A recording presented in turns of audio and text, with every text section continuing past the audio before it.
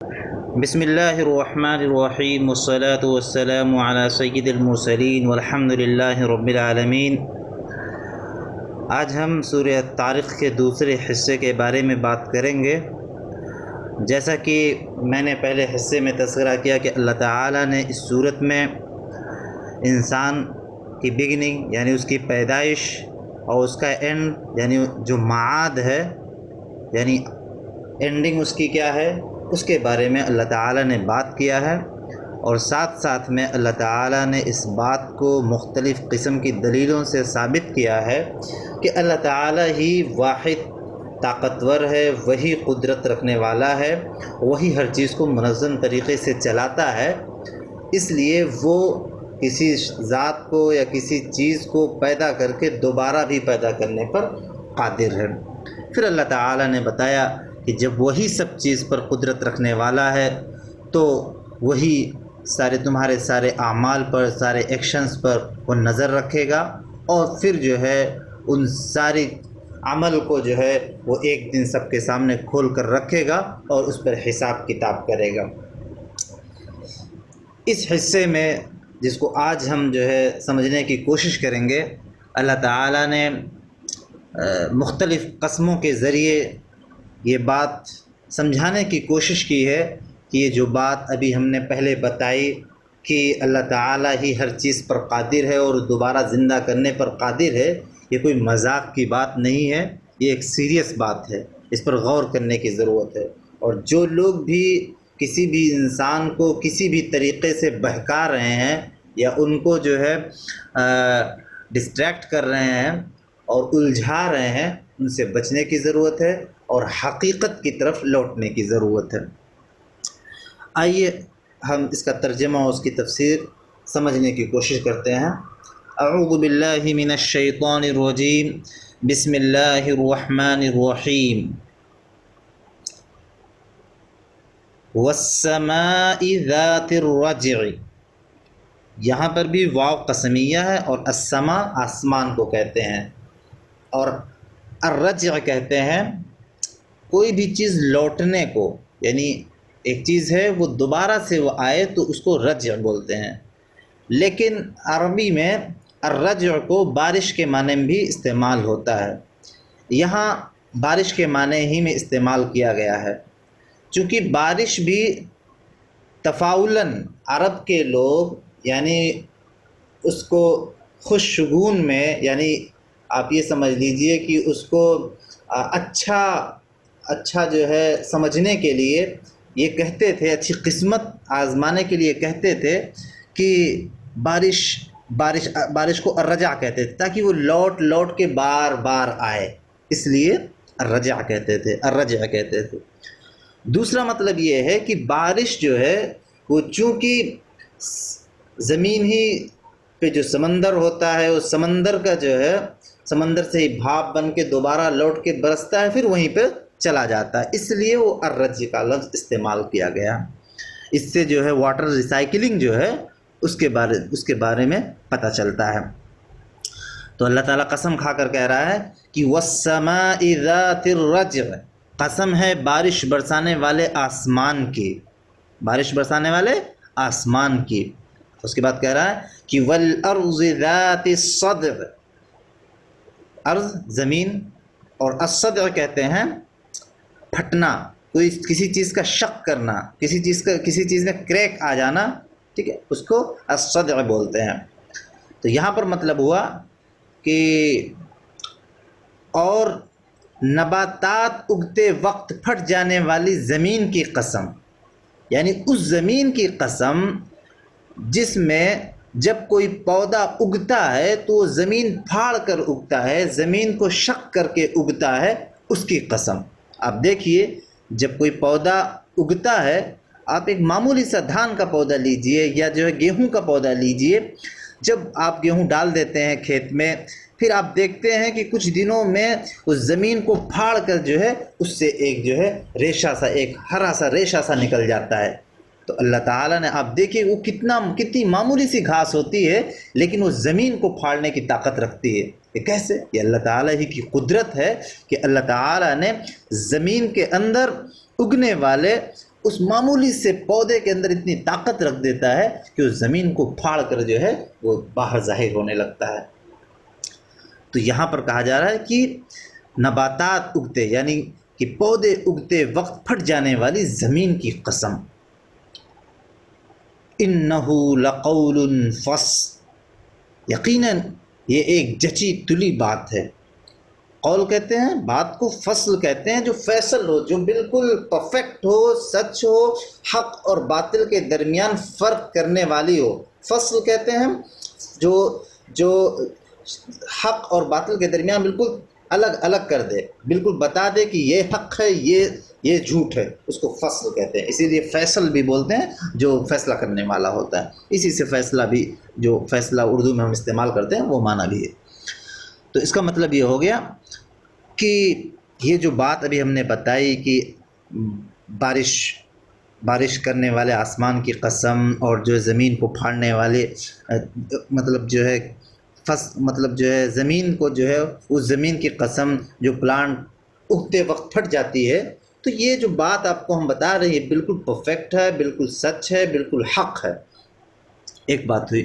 دوسری بات یہ ہوئی کہ یہ جو قول ہے، اس سے پہلے جو ہم نے بتایا کہ اللہ تعالیٰ ہی ہر چیز پر قادر ہے، وہ دوبارہ بھی زندہ کرنے پر قادر ہے، یہ بات ایسے ہی حق ہے جیسے کہ نباتات کا زمین پھاڑ کر اگنا، آسمان سے بارش کا ہونا جس طریقے سے جو ہے حق ہے، اسی طریقے سے میعاد کا دوبارہ زندہ کیے جانا بھی حق ہے۔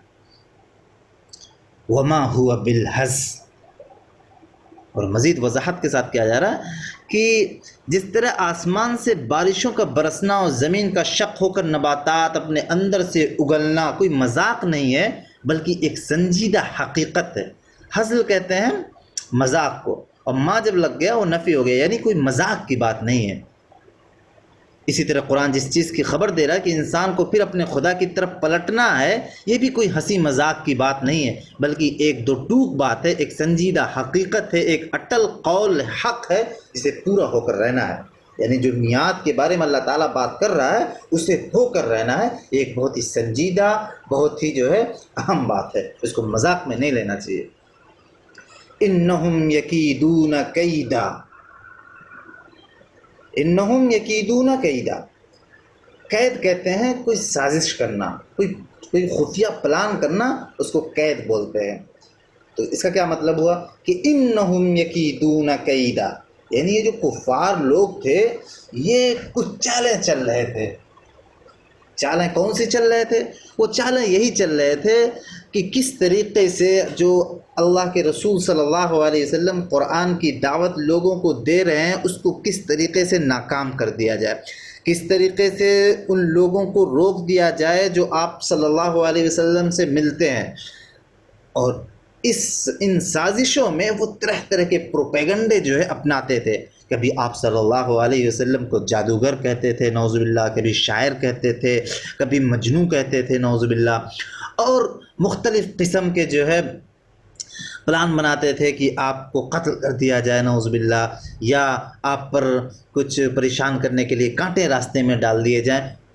آپ سمجھ سکتے ہیں کہ انہوں نے ہر ممکن سازش کی کہ کسی بھی طریقے سے آپ صلی اللہ علیہ وسلم کو دعوت دینے سے روک دیا جائے، تو وہ سازشیں کر رہے تھے۔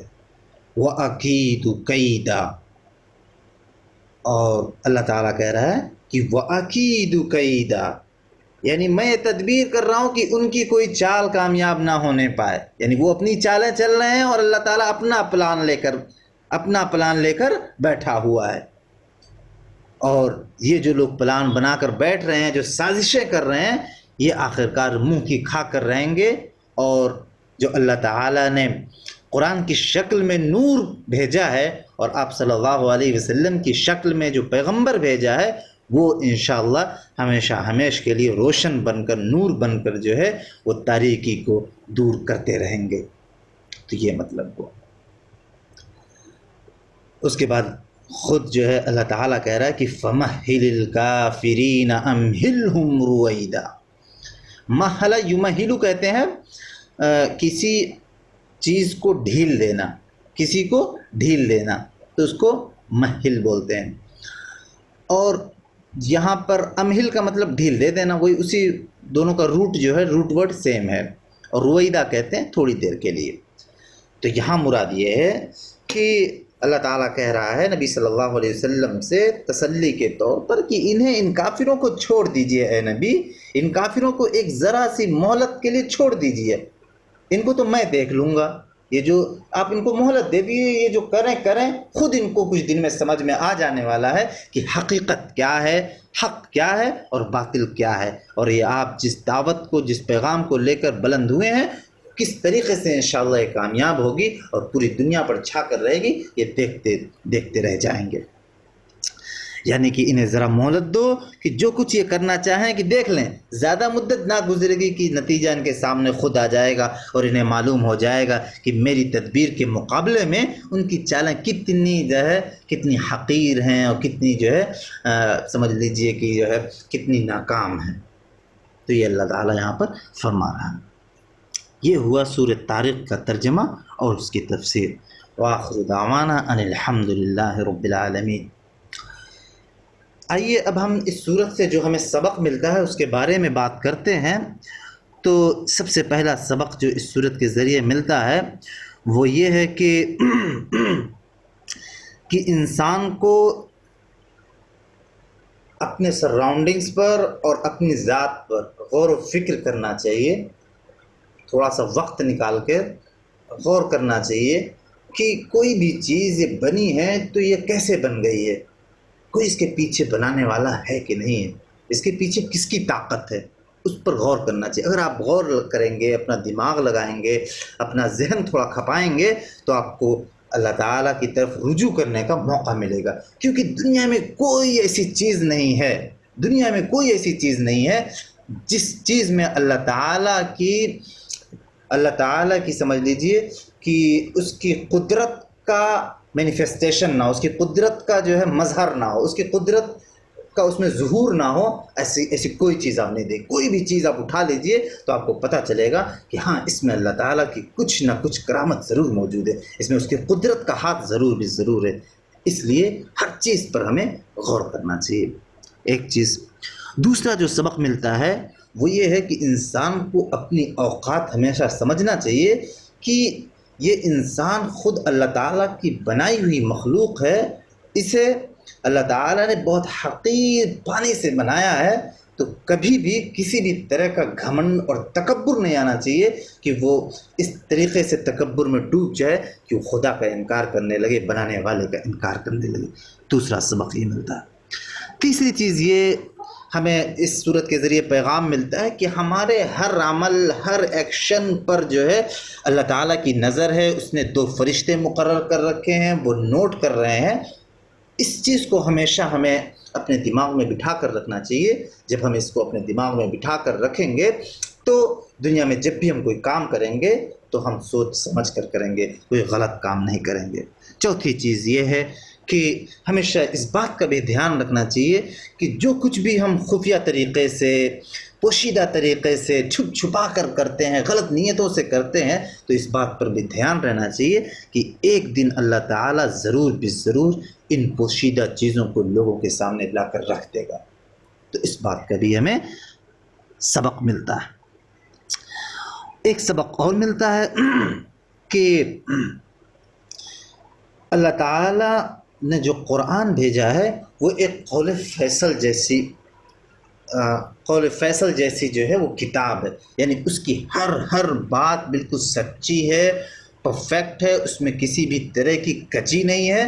तो उसे हमें कौल फैसल की तरह हमें मानना चाहिए। कभी भी खुदा की किताब और दुनिया के बनाए हुए कानून में अगर टकराव हो तो हमें खुदा की किताब को इख्तियार करना है, उसे ही फैसल मानना है, उसी के ज़रिए हमें अपने फ़ैसले करना है। ये सबक मिलता है। और आखिर में एक सबक और मिलता है जो बहुत ही अहम है।